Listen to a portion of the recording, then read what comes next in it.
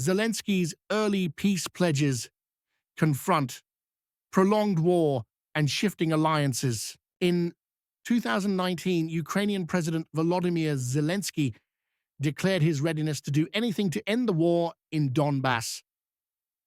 During his inauguration speech 6 years ago, Zelensky stated, "Our first and most important task is to end the hostilities in Donbas." He often faced the question, "What are you willing to do to achieve that?" which he called a strange question, countering with, "What are you willing to do to protect the lives of your loved ones?" He assured, "So that our heroes no longer have to die, I am ready to do everything. I am absolutely not afraid to make difficult decisions, ready to trade support, fame, and, if necessary, I am also ready to give up my position as long as peace can come. Of course, without losing our territory." He added, "History is unfair. We were not the ones who started this war, but we must be the ones to end it. And we are ready for dialogue." At the time, he also criticized efforts to create divisions between Ukrainian and Russian speakers and condemned issues such as shocking tariffs, humiliatingly low wages and pensions high prices, and lack of employment. Zelensky concluded his inaugural address by saying, "Throughout my life, I have tried to do everything so that the Ukrainian people can smile. That is my mission. Now I will do everything so that at least they no longer have to cry." 6 years later, the Donbas conflict has expanded across Ukraine after Russia launched its special military operation. Ukraine has lost nearly 4 eastern provinces following referendums on annexation by Russia, although Russia does not yet fully control these areas. Currently, peace negotiations are ongoing after more than 3 years of widespread war, with Russia's demands, including maintaining the current territorial status quo and preventing Ukraine from joining NATO, which President Putin considers the root cause of the conflict. However, the talks have not achieved clear progress. The United States is showing signs of withdrawing from the process, while the EU remains committed to supporting Ukraine despite facing economic recession and losses due to the war. Concerns over shifting support in Poland. Meanwhile, Ukrainian Member of Parliament Mykola Kniazhitsky told Pontiac News that anti-Ukrainian candidates in Poland received a significant number of votes, which he described as a worrying reason. The publication quoted the politician saying that in Poland, support for groups wanting to normalize diplomatic relations with Russia is growing significantly, which could negatively affect relations with Ukraine. What scares me most is the 6% for Grzegorz Braun, who is against Ukraine. Kniazhitsky stated, referencing an incident where Braun trampled on a Ukrainian flag. Braun, along with Sławomir Mencen, who also organized anti-Ukrainian protests together, secured over 20% of the votes. Overall, the number of right-wing supporters is increasing. The article also noted that although these far-right politicians did not make it to the second round of elections, one of the most favored candidates, Karol Nawrocki-Niemiecki. The article also refers to a Karol Namysławski of Law and Justice, also opposes supporting Ukraine, and if he wins, relations between Warsaw and Kiev could undergo major changes. The first round of the presidential election took place in Poland last Sunday, featuring Rafał Trzaskowski of the ruling Civic Coalition and the aforementioned Law and Justice candidate. Russia unveils upgraded Su-57 stealth fighter. This week, Russia's United Aircraft Corporation, UAC, through its Sukhoi Design Bureau, revealed key features of an upgraded version of its Su-57 fifth-generation stealth fighter. One of the special improvements in this version is artificial intelligence AI that enhances its stealth capabilities. The Su-57 is the most advanced upgrade of Russia's fifth-generation fighter project, designed for stealth high-speed and various missions. Its wider airframe improves aerodynamic lift and stability during supersonic flight, allowing it to maintain this speed without using afterburners, considered a crucial factor for a true fifth-generation classification. According to Army recognition, all onboard systems are AI-assisted, enabling a quick system startup with a single button press. This automation shortens pre-flight check procedures and enhances combat readiness. The Su-57 fighter is equipped with an upgraded engine, reportedly the Saturn AL-51, which offers more thrust and better fuel efficiency. The Su-57 is considered not merely an improved version, but a generational leap refitted with new avionics, an advanced thrust vectoring engine, and battlefield connectivity features. Sukhoi's integration of automated system checks and AI-powered pilot assistance functions reflects a larger shift in Russian Air Force doctrine. The Su-57 is equipped with an internal weapons bay to maintain stealth.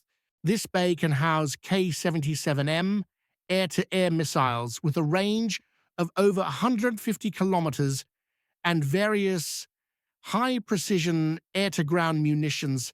The aircraft also carries a 30mm cannon for close-quarters combat, Ukraine's innovative air defense against Russian drones. As Western calls mount for more Patriot missiles and advanced air defense systems, Ukrainian forces have undertaken missions that million-dollar systems could not accomplish, intercepting Russian unmanned aerial vehicles, UAVs, before they attack Ukrainian cities.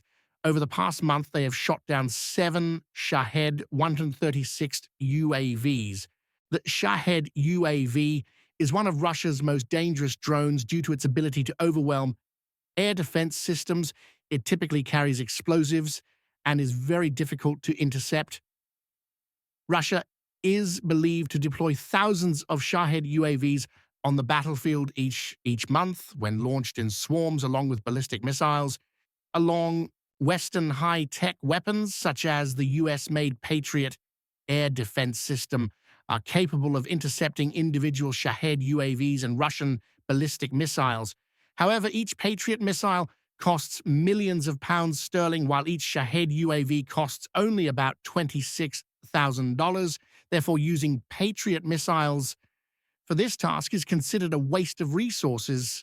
Faced with this reality, soldiers of Ukraine's 115th Brigade are devising their own methods to shoot down UAVs. Ukrainian forces have converted pickup trucks into UAV hunting vehicles by removing the sides and tailgate and replacing them with a swivel chair equipped with pedals to operate a vehicle-mounted 14.5mm machine gun.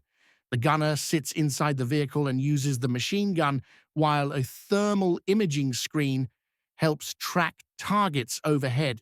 A few meters away, another soldier shines a blue laser beam at the incoming drone, marking its trajectory. Many Russian-made UAVs can fly at speeds of around 200 kilometers per hour, but the new Shahed 238 version can triple that maximum speed, further complicating the mission for Ukrainian UAV intercept units. This type of drone can change its flight direction and speed mid-course, making it harder to shoot down. Volodymyr, an air defense battery commander, stated, "What really makes it difficult for us is when the UAVs change their flight speed. If their speed constantly changes, it's hard for us to establish an intercept point and hit the target. It's not simple." Volodymyr noted that each side is adapting to the war in its own way. Russia has modified the design of the fuel tanks, engines, or warheads of the Shahed. However, the battlefield is changing rapidly.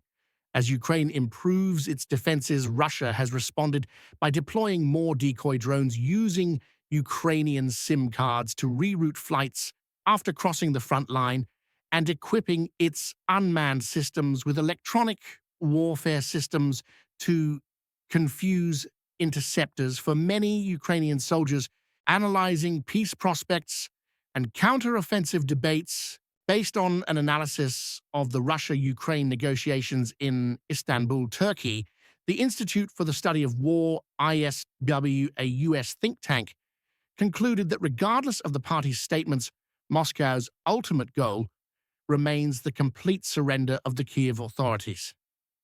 ISW researchers noted that when the Russian delegation presented its demands to Ukraine, it did not even speak of ending the conflict, but only of a temporary ceasefire. U.S. analysts note that Russian generals are very confident in the success of their broad front offensive tactics, which do not allow the Ukrainian army to counterattack when reserve resources are limited, while the supply of weapons from the West is limited and could be terminated by the U.S. at any time. Experts stress that even if the West manages to dissuade Moscow regarding the feasibility of this strategy, it will not lead to an end of the conflict, but potentially by then, Russian armed forces will have achieved most of their objectives. It is recalled that according to Western press publications during the Istanbul negotiations, faced with the current difficult situation, experts are deeply divided on whether Ukraine should launch another counteroffensive and whether, after more than 2 years of fighting, Ukraine still has the strength to mount a major offensive. Some experts say yes. According to former Lieutenant General Ben Hodges, who once commanded the U.S. Army in Europe, Ukrainian victory means restoring sovereignty according to the 1991 borders. Anything less would only invite Russia to return. But to enter Crimea, Ukraine must overcome minefields, trenches, and face over 500,000 Russian soldiers, armored vehicles, artillery, UAVs, helicopters, and fighter jets. General Christopher Cavoli, commander of U. Analyst Andrew Perpetual, referred to as Papitola in the source text, believes that Ukraine's 2023 counteroffensive failed because its tank-led strategy was outdated. The alternative, he suggests, is UAV-guided operations creating layers of unmanned superiority. He described this strategy as follows. The first layer, 10 kilometers from the front line, would consist of thousands of small FPV UAVs carrying explosives, continuously destroying targets. The next layer, extending